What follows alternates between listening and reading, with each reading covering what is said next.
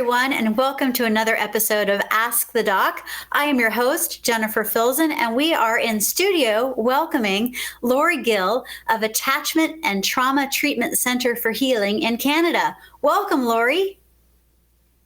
Thank you, Jennifer. Grateful to be here. Oh, so happy to have you. And so you are doing some incredible things, making the world a better place through the treatment and healing that you're doing. Please tell us what it is that you're up to in your practice. Absolutely.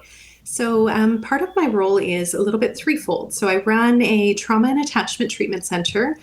We have a nonprofit, the Attachment and Trauma Treatment Center for Healing Niagara, which provides trauma specialized therapy to individuals who couldn't otherwise afford it. And then we have a fee for service, which provides the same service. So that's holistic wellness for health for individuals that are able to pay for treatment. And my primary role, which I spend the majority of my time doing, is actually training people in our integrative trauma and attachment treatment model. And I train people internationally to use this model as it's quite effective for helping to heal trauma. And that's the primary model we use in both of our treatment centers. Oh, wow. That sounds so interesting. So now I'm not as skilled and knowledgeable in this area as you are. Could you please, in layman's terms, talk about the levels of trauma that you're dealing with? Because I know that there's like really severe trauma and then there's like the day-to-day stuff. Are you focusing on one or the other, or are you crossing the spectrum in what you're doing? Yeah, great question. So we do work with all forms of trauma. Our nonprofit tends to work with more complex trauma. So individuals that have had developmental trauma that's occurred in childhood or has been recurrent over their lifespan, which is also referred at times as complex trauma. So we certainly do work with complex trauma, I would say predominantly, but the model we use works really well for general mental health as well, such as anxiety, depression, just daily stress, the pandemic, all the stuff that has been happening in the world. It just is, I would say, the majority of the clients that we support are on that kind of complex trauma spectrum. So, Lori, I know that trauma is something that can really cross the spectrum. And I'm wondering about the ages that people are in to where they are seeking out help. Are you handling a specific age group, or are you more across several generations?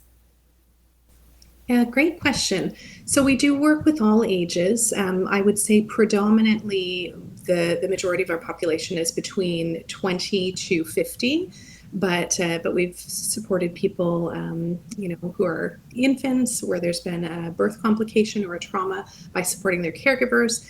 To assist with preverbal trauma, we've worked with people who are more senior as well. So we're pleased to work with anybody who's seeking help.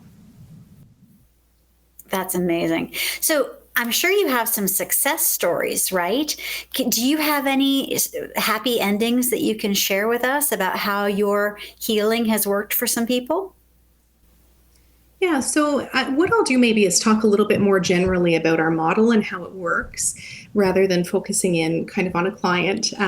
But I will say that we see success all the time, and that's one of the greatest things about the work that we do. Is quite often people will say, how do you do trauma work? That must be so hard.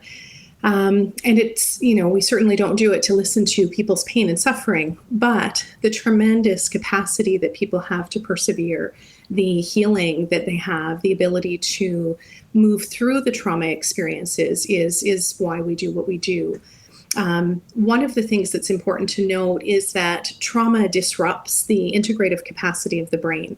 So where typically when we have a memory, it's put away in proper space and time, and we can understand that this happened, for example, last week or 10 years ago. With trauma, because it disrupts the way that the brain consolidates that information, it often feels like we're stuck in this fear looping process, where it actually feels as though that event is still reoccurring, even though it may have stopped 10, 15, 60, 70 even years ago. So what our model does, it helps to depotentiate the trauma, and which helps with that memory consolidation process, putting that memory away in proper space and time, where people then are able to respond from the present day rather than the past. So what that means is we get a lot of people who have trauma happen in childhood. That trauma resolved acts as an amplifier in present day. So what will happen is something happens in present day and people are responding, but the response of their experience is amplified by that past trauma that hasn't been resolved. So when we kind of treat that underlying trauma, we see people much better to respond, better able to respond in the present moment based on, their age and reality and present circumstances, as opposed to having kind of that childlike vulnerability or that trauma state kind of driving how they're reacting. Good for you. Oh my gosh, you're making the world such a great place. Tell you what, thank you so much for joining me today, Lori. If you guys want to find out more about the good work that Lori Gill and her Attachment and Trauma Treatment Center for Healing is doing, please visit Buzz TV at iwannabuzz.com and learn more. But truly, Lori, you're amazing, and thank you so much for being on Ask the Doc with me. Great. Thanks for having me. Okay, bye everyone. Thank you so much for tuning in. We'll see you next time.